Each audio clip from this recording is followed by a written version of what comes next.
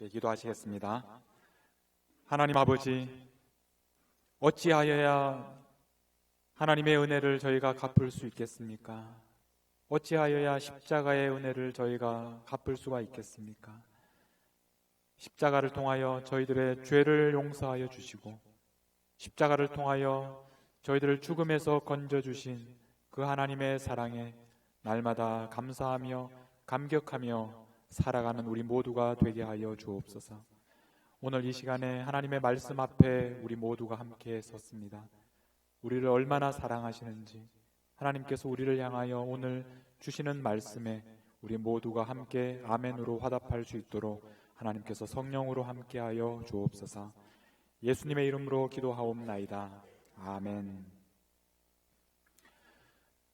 우리는 지금 복음을 경험하는 12주라는 주제로 하나님의 말씀을 나누고 있습니다. 오늘이 이제 4주째입니다. 우리가 첫 번째 주에서는 세상에서 가장 목마른 여인을 만났습니다. 우물가에 와서 물을 깃고 있었지만 그곳으로는 갈증을 채울 수 없었던 그 여인을 우리가 만났습니다. 예수님께서 그 여인을 만나 주셨을 때, 물을 좀 달라 말씀하시는 그 예수님을 만났을 때 비로소 그 여인은 더 이상 목마르지 않을 수 있게 되었습니다. 영원히 목마르지 않는 우물이 예수님께서 되어주셨기 때문입니다. 그래서 그 여인은 물동이를 버려두고 사람들을 향하여 달려갈 수가 있었습니다. 우리가 두 번째 주에는 정말 용서받을 수 없는 한 여인을 만났습니다. 죽어야 마땅한 죄를 지은 여인을 만났습니다. 그러나 그 여인이 예수님을 만났을 때 예수님께서는 나도 너를 정죄하지 아니하노니 말씀하셨습니다. 예수님의 그 용서의 말씀을 듣고 그 여인은 이제 죄로부터 자유롭게 되어서 이제 다시는 죄를 범하지 말라라는 말씀을 듣고 자유의 몸으로 더 이상 죄를 짓지 않을 수 있는 그런 삶을 살 수 있었습니다. 우리가 지난주에는 나사로야 나오라 말씀하시는 예수님의 음성을 들었습니다. 우리가 죽은 줄 알았는데, 깜깜한 어둠 속에, 무덤 속에 우리가 누워 있었는데 나사로야 나오라 말씀하시는 예수님의 음성을 듣고 이제 우리가 죽지 않았다, 우리가 살아있다라는 것을 알게 되었습니다. 그래서 일어나 걸어서 밝은 세상으로 나아가 온 세상 사람들에게 우리가 어떻게 살게 되었는지, 누가 우리를 살려주셨는지 증거하는 삶을 살 수 있게 되었습니다. 오늘 우리는 예수님을 만나고 또 복음을 듣고 나면 하나님 아버지를 다시 만날 수 있게 된다는 것, 하나님께서 우리를 안아주신다는 것을 함께 나누려고 합니다. 하나님 아버지와의 관계가 회복되고 또 그분이 우리를 품에 안아주시는 것을 우리가 경험할 수 있게 될 것입니다. 여러분들은 아버지라고 하면 어떤 이미지가 떠오르십니까? 여러분들의 아버지는 어떤 분이셨습니까? 어떤 분들은 아버지라고 하면 정말 자상하시고 여러분들을 너무나 끔찍하게 사랑하시고 여러분들을 위하여 헌신적이셨던 그런 아버지를 떠올리는 분들도 있을 것입니다. 그러나 어떤 분들은 아버지를 생각할 때 완고하시고 또 고집이 세시고 또 술도 많이 드시고 또 집안에서 여러 사람들에게 상처를 주었던 그런 아버지를 생각하는 분들도 있을 것입니다. 어떤 분들은 아버지라는 말을 들으면 예전에 안 좋았던 싫은 과거, 아주 끔찍했던 시간들을 떠올리면서 여러분들 마음에 분노가 차오르는 분들도 계실지 모르겠습니다. 어떤 분들은 아버지가 또 일찍 세상을 떠나셔서 그 아버지를 지금도 그리워하고 또 지금도 죄송한 마음을 가지고 아버지를 생각하는 분들도 있을 것이고, 또 어떤 분들은 아버지가 지금 먼 곳에 계셔서 또 자주 찾아뵙지 못하는 것 때문에 또 마음 아파하시는 분들도 계실 것입니다. 우리가 복음을 경험하고 우리가 하나님께서 우리를 만나주시고 하나님께서 우리를 안아주시는 것을 경험하게 되면 우리가 지금까지 가지고 있었던 아버지에 대한 생각이 많이 왜곡되어 있었다라는 것을 발견하게 됩니다. 아버지라는 개념은 하나님께로부터 온 것입니다. 하나님께서 이 땅에 가정을 만드셨고 하나님께서 우리의 아버지가 되어주셨기 때문에 우리가 아버지에 대해서 올바르게 알리면 하나님과의 관계를 회복하는 것이 중요합니다. 하나님의 사랑을 다시 한번 경험하게 되면, 하나님을 만나게 되면 우리가 지금까지 아버지에 대해서 잘못 생각하고 있었던 잘못된 왜곡된 아버지에 대한 이미지를 우리가 바로잡을 수 있게 될 것입니다.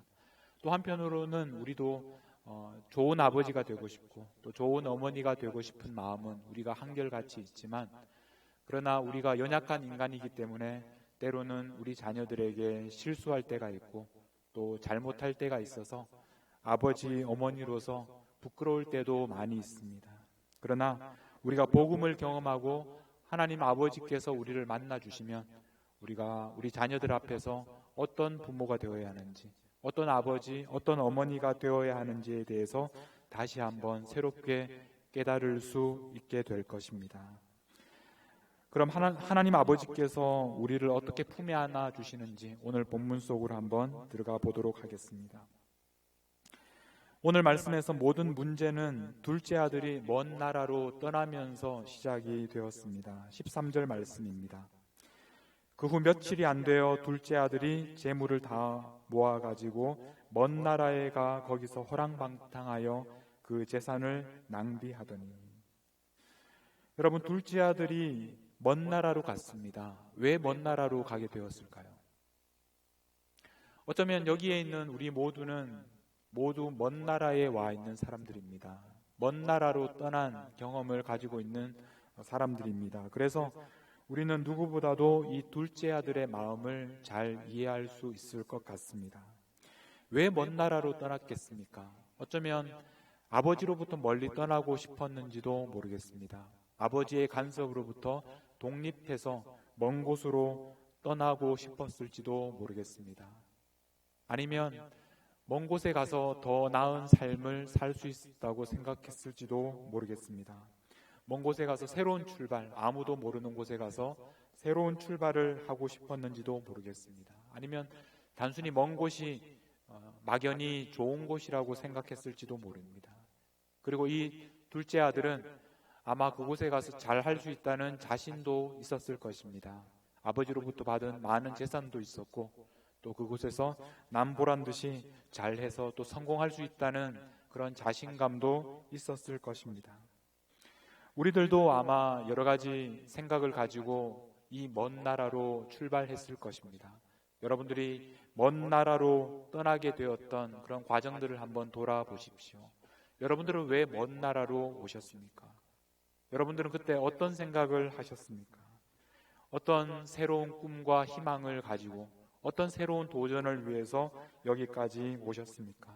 아마 여러분들도 나름대로 여러 가지 생각들을 하고 또 자신감도 여러분 마음에 가득 찼기 때문에 먼 나라를 향해서 떠나셨을 것입니다.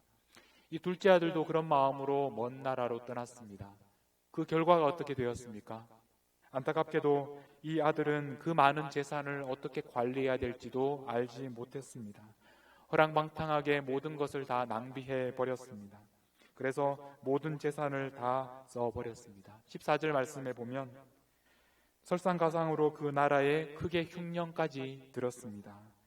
다 없앤 후에 그 나라에 크게 흉년이 들어 그가 비로소 궁핍한지라. 그가 비로소 궁핍한지라, 이 표현은 굉장히 강한 강조의 표현입니다. 그가 비로소 궁핍하게 되었다. 지금까지 이 둘째 아들은 궁핍해 본 적이 없었던 그런 삶을 살았습니다. 늘 아버지의 보호를 받고 풍요로운 삶을 살았습니다. 그런데 그가 비로소 궁핍하게 되었습니다. 자기가 궁핍해질 수 있다는 생각을 해본 적이 없었던 사람이었습니다. 내가 이렇게 불행한 그런 상황을 만날 것이라고는 한 번도 생각해 보지 않았던 그런 인생을 살았던 사람이었습니다. 그런데 그가 비로소 궁핍하게 되었습니다. 가난하게 되었습니다. 먹을 것이 없는 그런 처지가 되었습니다. 우리들도 마찬가지입니다. 우리에게 이런 일이 닥칠 것이라고는 생각하지도 못했는데, 우리가 이렇게 궁핍해질 것이라고 생각하지 못했는데, 내가 지금까지 살아온 과정들을 보면 내가 이렇게 불행해질 것이라고는 한 번도 생각하지 않았는데 나에게 어느 날 갑자기 내가 비로소 궁핍한지라, 이런 말을, 이런 생각이 들 때가 우리에게 찾아올 수 있습니다. 이 둘째 아들이 얼마나 비참한 상황인지 15절, 16절 말씀에 보면 이렇게 말씀합니다. 그 나라 백성 중 한 사람에게 붙여 사니 그가 들로 보내어 돼지를 치게 하였는데 그가 돼지 먹는 쥐염 열매로 배를 채우고자 하되 주는 자가 없었다. 돼지가 먹는 것도 먹지 못할 만큼 그는 배가 고팠고 아무도 그에게 음식을 주지 않았다라고 말씀합니다. 17절 말씀에 보면 이에 스스로 돌이켜 이르되 내 아버지에게는 양식이 풍족한 품꾼이 얼마나 많은가. 내 아버지의 집에 가면 그 품꾼들도, 그 종들도 풍족한 양식을 먹고 사는데 나는 여기서 줄여 죽는구나. 나는 여기서 줄여 죽는구나. 이 앞에 그러나라는 말이 있습니다. 그러나 나는 죽는구나. 우리 아버지 집에는 그렇게 풍족한 품꾼들이 많은데 그러나 나는 여기서 이렇게 죽게 되었구나. 여기서 줄여 죽는구나. 죽을 지경이 되었구나. 그렇게 부르짖고 있습니다. 인생의 가장 밑바닥까지 내려갔습니다. 여러분들은 이런 경험을 하신 적이 있으십니까? 우리 아버지 집에는 이렇게 풍족한 품꾼들이 많은데 그러나 나는 여기서 죽을 지경이 되었구나. 먹을 것이 아무것도 없고 그래서 내가 죽을 지경이 되었구나. 이렇게 인생의 밑바닥까지 내려가서 부르짖은 적이 있으셨습니까? 왜 이런 지경이 되었을까요? 왜 이렇게까지 되었을까요? 물론 둘째 아들은 재산을 제대로 관리 못했던 사람이었습니다. 그리고 돈을 함부로 써버렸고 그래서 굶어 죽을 지경이 되었습니다. 그런데 오늘 말씀에서 우리는 보다 근본적인 문제가 이 둘째 아들에게 있었다는 것을 발견하게 됩니다. 그것은 바로 15절 말씀에 나오는 돼지라는 단어 때문입니다. 15절 말씀에 보면 그 나라 백성 중 한 사람에게 붙여 사니 그가 그를 들로 보내어 돼지를 치게 하였다라고 말씀합니다. 이 둘째 아들이 살기 위해서 찾은 방법이 바로 다른 사람의 돼지를 치는 일이었습니다. 돼지는 하나님의 율법에 따르면 먹어서는 안 되는 짐승이었습니다. 그러므로 이 둘째 아들이 지금 그 먼 나라에 가서 다른 사람의 돼지를 치고 있는 이 장면은 사실 둘째 아들이 지금까지는 상상도 하지 못했던, 자신이 돼지를 치는 일을 하게 될 것이라고는 생각하지 못했던 문제였습니다. 지금 이 둘째 아들의 문제는 단순히 아버지를 떠나 먼 나라로 갔다라는 것이 아니라 더 중요한 문제는 아버지를 떠나 먼 나라로 갔는데 그 나라가 돼지를 치는 사람들이 살고 있는, 다시 말하면 하나님을 섬기지 않는 사람들이 살고 있는 나라였다는 것입니다. 그러므로 이 둘째 아들이 먼 나라로 갔다는 그 멀다는 의미 속에는 단순히 지리적인 의미가 아니라 하나님을 멀리 떠났다라는 의미가 그 속에 포함되어 있습니다. 이 아들은 지리적으로만 멀리 간 것이 아니라 하나님을 섬기지 않는 사람들에게로, 하나님을 멀리 떠나서 하나님으로부터 거역하여 멀리 떠났다라는 것이 이 둘째 아들의 문제였습니다. 이 둘째 아들이 하나님을 멀리 떠나서 하나님을 섬기지 않는 나라에 가서 결국 만나게 된 문제는 극심한 굶주림이었습니다. 하나님을 섬기지 않는 먼 나라에 가서 이 둘째 아들은 굶어 죽을 지경이 되었습니다. 하나님을 떠나면, 하나님을 멀리 떠나서 우리 모두가 겪게 되는 똑같은 문제는 이런 극심한 굶주림입니다. 죽을 것 같은 이 굶주림을 우리는 겪게 되는 것입니다. 우리는 둘째 아들을 보면서 우리 자신의 모습을 발견하게 됩니다. 우리 모두도 멀리 먼 나라로 왔다라는 것만 이 둘째 아들과 비슷한 것이 아닙니다. 우리 모두는 하나님을 떠났던 경험들을 가지고 있습니다. 하나님을 왜 떠나고 싶었는지 모르겠지만 그러나 하나님을 떠나고 싶었던 때가 있었습니다. 하나님 없이 내가 잘할 수 있다고 생각했는지 모르겠습니다. 내가 혼자서 할 수 있다고 생각했던 때가 있었습니다. 그래서 하나님을 떠나서 나름대로 열심히 살았습니다. 나름대로 성공하기 위해서 최선을 다해 노력했습니다. 그러나 결과가 어떠했습니까? 죽을 것 같은 극심한 굶주림을 우리 모두는 경험한 적이 있습니다. 여러분들은 언제가 가장 배가 고프셨습니까? 언제 죽을 것 같이 배가 고프셨던 때가 언제였습니까? 굶어 죽을 것 같은, 아무것도 먹을 것이 없는 가장 끔찍한 가난과 고통을 경험한 때가 언제였습니까?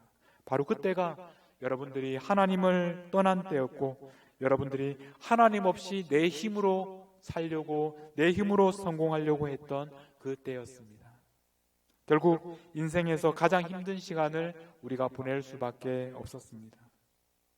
여러분, 바로 그때 가장 배가 고파서 굶어 죽을 것 같고 내가 여기서 정말 죽는구나 라고 생각했던 그때가 언제였습니까? 우리 모두는 그런 시간들을 경험해서 여기까지 왔습니다. 그러나 한편으로 생각해 보면 우리의 인생에서 가장 배가 고팠던 그 시간, 정말 죽을 것 같은 바로 그 시간이 우리가 하나님께로 돌아갈 수 있는 가장 좋은 기회입니다. 근본적인 문제를 해결하는 시작이 될 수 있는 바로 그 시간입니다. 그러므로 우리에게 가장 극심한 굶주림, 우리에게 가장 끔찍한 배고픔은 우리에게 하나님께로 돌아갈 수 있는 기회가 됩니다. 둘째 아들도 이제 정신이 들었습니다. 그래서 자신의 문제를 해결하는 본질적인 방법을 찾게 되었습니다. 18절에 보면 내가 일어나 아버지께로 가서 이러기를 아버지, 내가 하늘과 아버지께 죄를 지었사오니 지금부터는 아버지의 아들이라 일컬음을 감당하지 못하겠나이다. 나를 품꾼의 하나로 보소서 하리라. 이렇게 말하면서 아버지께로 돌아가게 되었습니다. 우리도 마찬가지입니다. 이 굶주림의 문제를 해결하기 위해서는 아버지께로 돌아가야 합니다. 우리가 정말 배가 고프면, 정말 먹을 것이 없어서 죽을 것 같으면 아버지께로 돌아가는 것이 우리의 문제를 해결하는 유일한 방법입니다. 우리도 배가 부르기 위해서, 더 잘 살기 위해서 먼 나라로 왔습니다. 배가 부르기 위해서 먼 나라로 왔는데 오히려 배가 고프고 더 굶주리고 배가 고파서 죽을 것 같은 그런 경험을 합니다. 이 상황을 극복하는 유일한 방법은 아버지께로 돌아가는 것입니다. 배가 가장 고플 바로 지금이 아버지께로 돌아갈 수 있는 기회입니다. 여러분, 아버지께로 돌아가셔야 합니다. 배가 고프신 모든 분들은 아버지께로 돌아가야만 그 굶주림의 문제를 해결할 수 있습니다. 이제 둘째 아들은 아버지께로 돌아갑니다. 아버지가 이 아들을 어떻게 맞아주시는지 한번 같이 보겠습니다. 20절 말씀입니다. 이에 일어나서 아버지께로 돌아가니라. 아직도 거리가 먼데 아버지가 그를 보고, 아직도 거리가 먼데 아버지가 그를 보고. 이 아직도 거리가 먼데라는 표현을 주목하시기 바랍니다. 여기에서 거리가 멀다라는 표현은 앞에 둘째 아들이 아버지를 떠나 먼 나라로 갔다라고 말할 때 그 멀다라는 똑같은 단어입니다. 이 아들은 아버지를 떠나서 먼 곳으로 갔습니다. 이제 아버지께로 돌아오고 있습니다. 그런데 아직도 거리가 멉니다. 그런데 아버지는 그 아들을 보셨습니다. 여러분, 어떻게 아버지가 아들이 아직도 멀리 있는데 볼 수 있습니까? 우리가 이해할 수 없는 일입니다. 아들이 멀리 있는데 아버지는 아들을 보고 있습니다. 다시 말하면 아들이 먼 나라로 갔습니다. 아버지를 떠나서 먼 나라로 갔습니다. 그렇지만 아버지는 그 멀리 있는 아들을 보고 계신다라는 것입니다. 이제 아들이 돌아옵니다. 아직도 멀리 있습니다. 그럼에도 불구하고 아버지는 아들을 보고 있습니다. 아버지는 아들이 멀리 있지만 그럼에도 불구하고 아들을 보고 계시다라는 것입니다. 우리도 마찬가지입니다. 우리도 아버지를 떠나서 멀리 먼 나라로 갑니다. 그러나 아버지는 그때도 우리를 보고 계시다라는 것입니다. 아버지께로 돌아갑니다. 아직도 아버지가 멀리 계십니다. 그런데 아버지는 우리를 보고 계시다라는 것입니다. 아버지는 그런 분이십니다. 아버지는 한순간도 이 아들을 보지 않은 적이 없으셨습니다. 하나님께서는 우리가 어디에 있든지, 하나님께서는 우리가 아무리 멀리 아버지를 떠나 먼 나라로 간다 할지라도 그곳에 있는 우리들을 아버지는 지금도 보고 계시다라는 것입니다.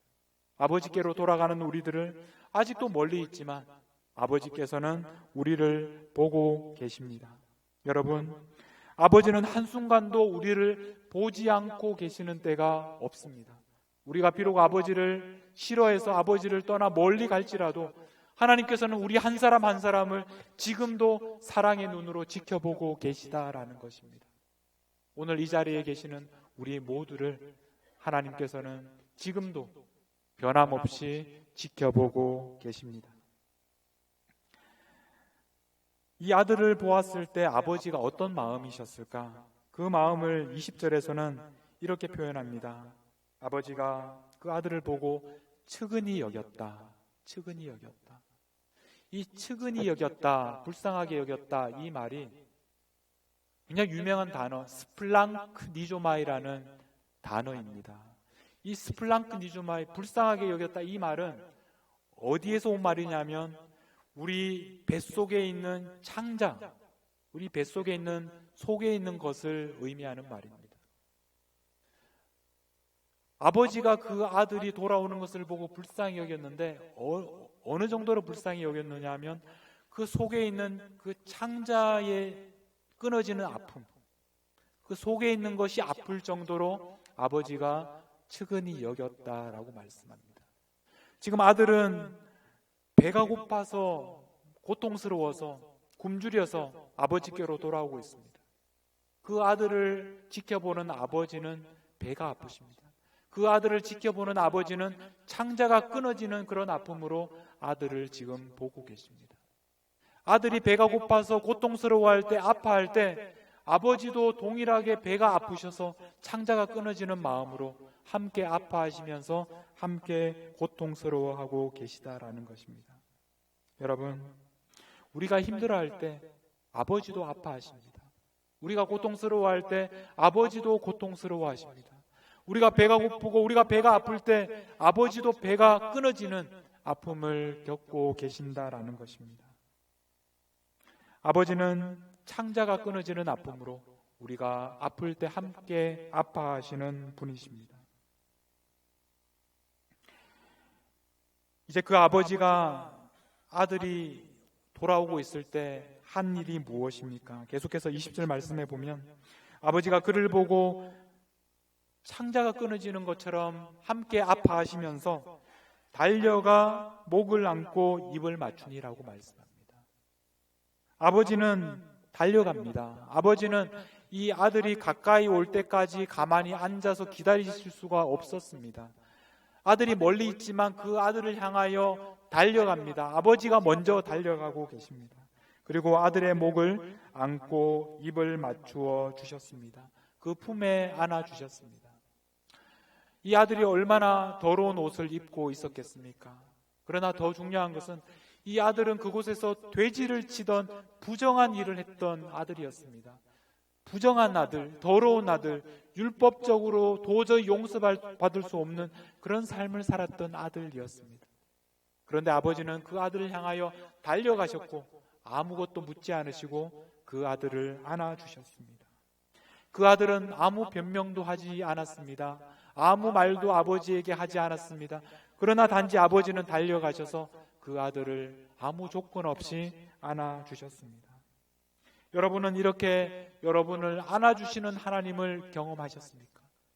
여러분의 아버지께서 이렇게 여러분들을 안아주시는 것을 경험하셨습니까? 여러분을 향하여 달려오시는, 여러분들이 멀리에 계실 때부터 보고 여러분들을 향하여 뛰어오셔서 여러분들을 안아주시는 그 하나님을 만나보셨습니까? 걸어가기에는 너무나 마음이 급해서 뛸 수밖에 없는 그 아버지의 마음을 여러분 경험하셨습니까?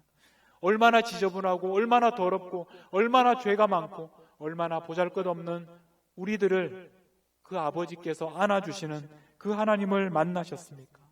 아무런 변명도 하지 않고 아무런 말도 못하는데 그런 우리를 오셔서 그저 끌어안아 주시는 그 하나님을 만나보셨습니까? 여러분, 바로 그 하나님을 경험하셔야 합니다. 그 하나님을 만나셔야 합니다. 하나님은 그런 분이십니다. 여러분들을 향하여 뛰어오시는 분입니다. 여러분들을 아무 말도 없이 그저 안아주시는, 여러분의 있는 모습 그대로를 품어주시는 그런 분이 바로 우리의 아버지 하나님이십니다. 우리가 아무리 더럽고 우리가 아무리 죄가 많고 우리가 아무리 부정한 사람이라 할지라도 아무것도 따지지 않으시고 그저 우리를 안아주시는 분이 바로 우리의 아버지이신 하나님이십니다. 이제 아들이 아버지에게 용서를 빕니다. 21절에 보면 아들이 이르되 아버지, 내가 하늘과 아버지께 죄를 지었사오니 지금부터는 아버지의 아들이라 일컬음을 감당하지 못하겠나이다. 아버지의 아들이라고 일컬음을 받을 자격이 없는 사람입니다 라고 말씀합니다. 이 말은 이 아들이 아버지께로 돌아오기 전부터 준비했던 말입니다. 그런데 원래 하려고 했던 말은 이것보다 좀 더 길었습니다. 18절과 19절에 보면 이렇게 아버지에게 말씀드리려고 했습니다. 아버지께 가서 이르기를 아버지, 내가 하늘과 아버지께 죄를 지었사오니 지금부터는 아버지의 아들이라 일컬음을 감당하지 못하겠나이다. 나를 품꾼의 하나로 보소서 하리라. 이렇게 마음먹고 아버지께로 돌아갔습니다.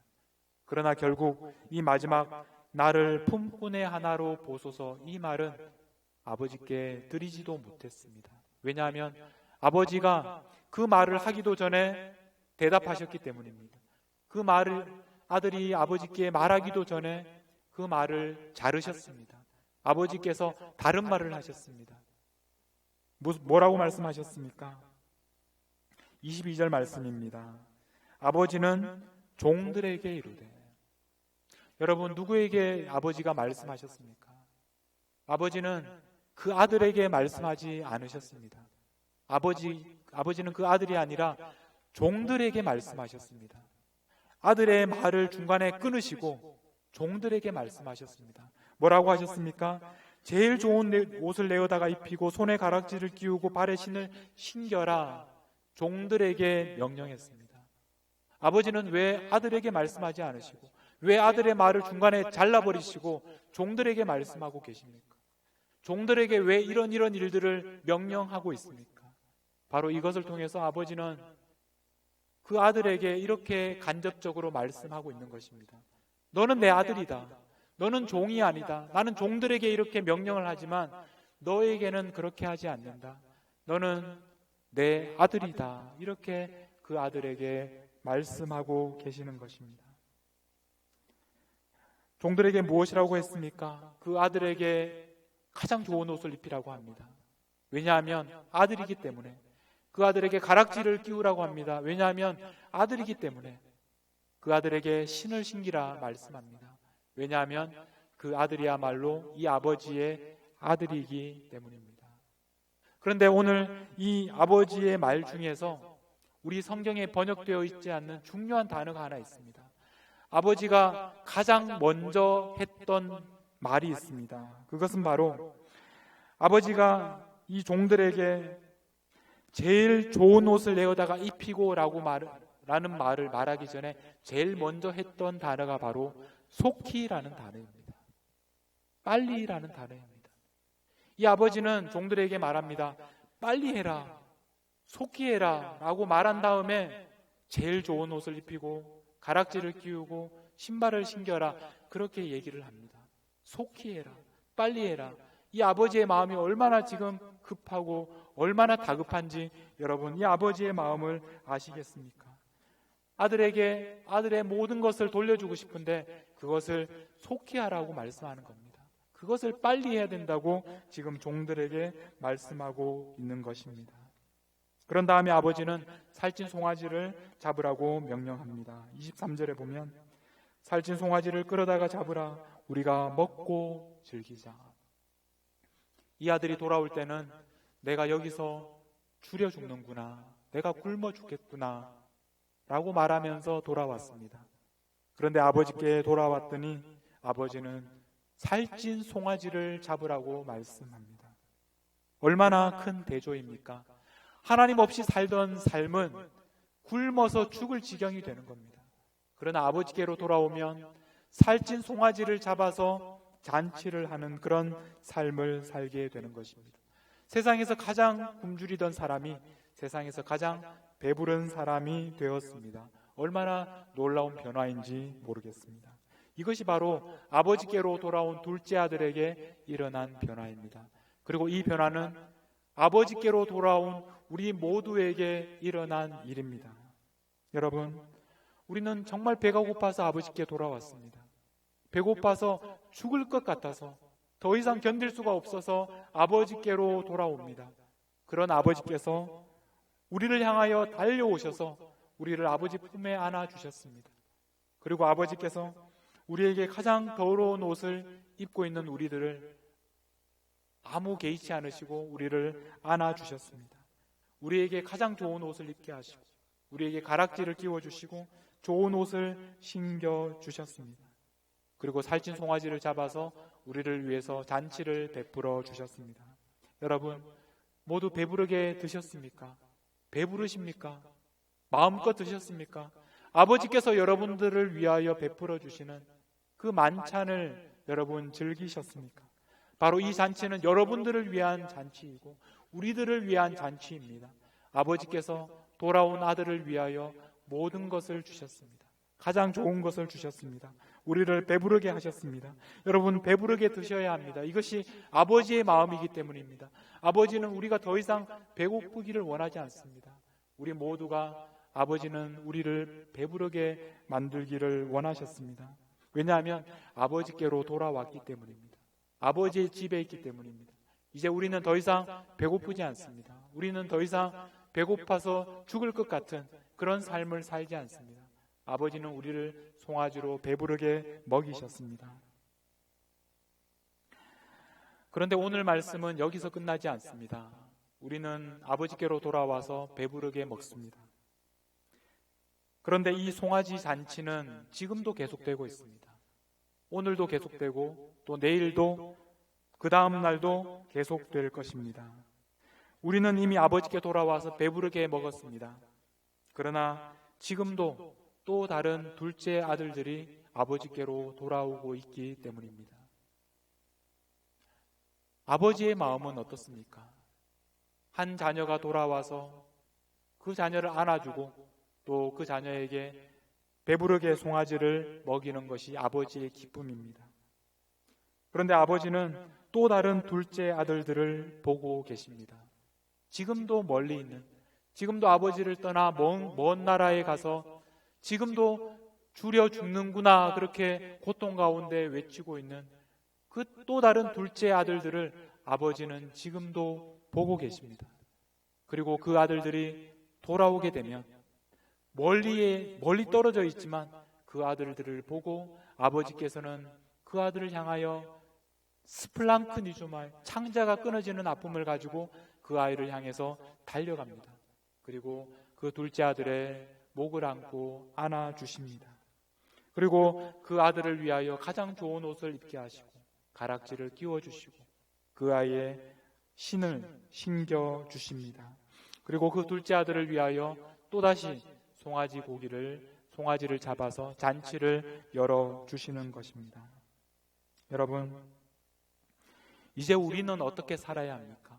아버지께로 돌아와서 아버지께서 우리를 안아주시고 우리에게 송아지 잔치를 열어주셨는데 이제 우리는 어떻게 살아야 합니까? 아버지의 눈이 누구를 보고 계시는지, 아버지가 지금 누구를 향해 달려가고 계시는지, 아버지가 지금 누구를 향하여 가셔서 안아주고 계시는지, 그 아버지가 보고 있는 사람을 우리도 보고 그 아버지가 달려가는 사람을 향하여 우리도 달려가고 그 아버지가 안아주고 있는 그 동생을 우리도 안아주는 그런 삶을 살아야 하지 않겠습니까?